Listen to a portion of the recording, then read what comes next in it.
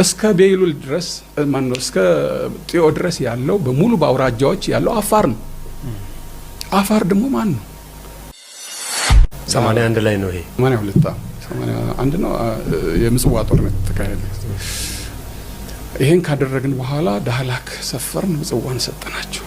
ምናልባት እኛ ምን ወቀሰው እንግዲህ ባህር ኃይልን ቀድሞ የሰጠ ደርግ ነው። ደርግ እያለ ደርግ ራሱ እያለ መንግስት እያለ ምጽዋ በዛን ጊዜ ተያዘ።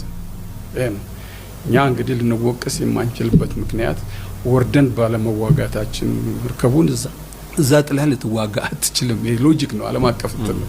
በዚህ ምክንያት ነው ማሪኖቻችን ዳይቨሮቻችን እዛ የነበሩ ሰዎቻችን በሙሉ እዛ የጨበጣ ውጊያ አድርገው ያን ጦር ከታንክ ጋራ እንግዲህ ታንክ የለንም እኛ ከታንክ ጋራ ተዋግተው መስዋዕት ሆነዋል ብዙዎቹ በምጽዋ ላይ እና ይሄ በጣም ከፍተኛው ዲዛስተር ነበር ለባህር ኃይል ሰራዊት። እዛ ምጽዋ ተጠናከረ፣ ምጽዋ ያዝ ምጽዋ ሆነን አሁንም ቢሆን የኢትዮጵያን ድንበር መከላከል ጀመር። ዳህላክ ሆናችሁ? ዳህላክ ሆነን ዳህላክ እንግዲህ ትልቁን የጦር ካምፕ እዛ አቋቋም።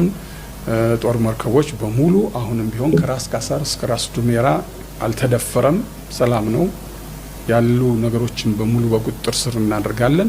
ከዛችሁ ከምጽዋ ውስጥ ተሸጉጠው ከመቀመጥ ውጪ ሻዕቢያ መድፍ ከሩቅ መርከብ ሲያዩ መድፍ ወደ መርከብ ወደ መሬት ከመተኮስ ውጪ ምንም የሚያደርጉት ነገር የለም።